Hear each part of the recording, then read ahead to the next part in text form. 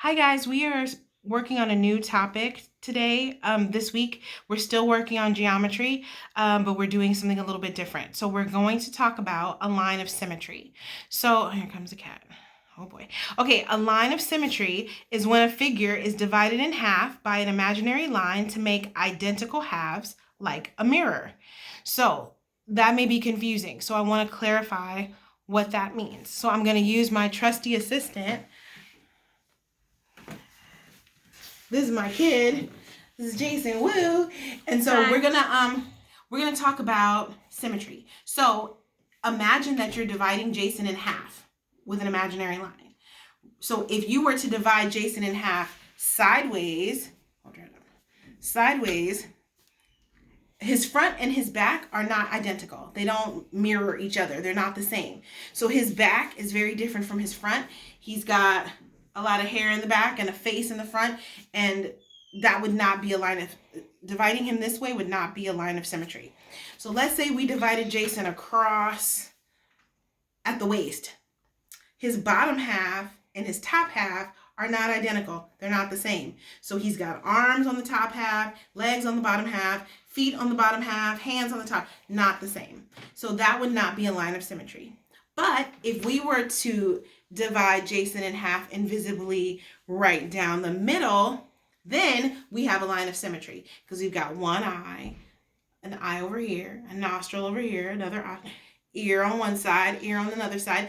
So basically, we've got the same stuff on each side. So it would create a mirror image if you divided him in half right down the middle. So Jason Wu, my guy, has one line of symmetry right down the middle.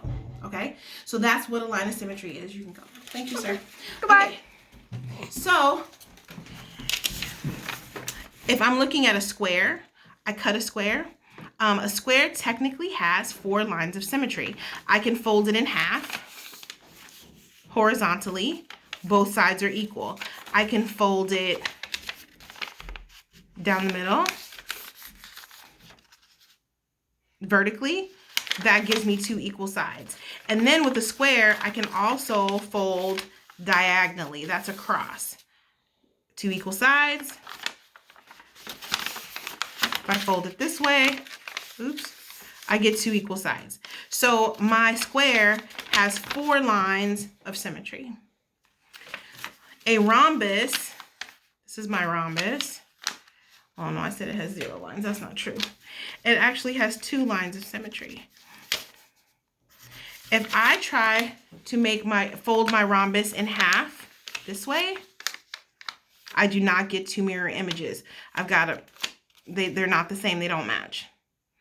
So that's not a line of symmetry. I could fold the figure down the middle. Same thing.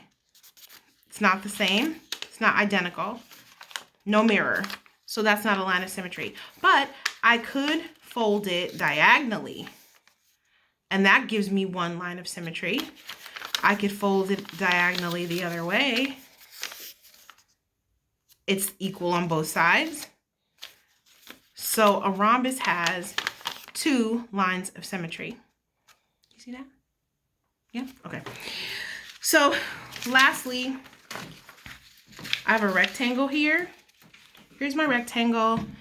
If I fold my rectangle in half horizontally, like so, these 2 sides would match.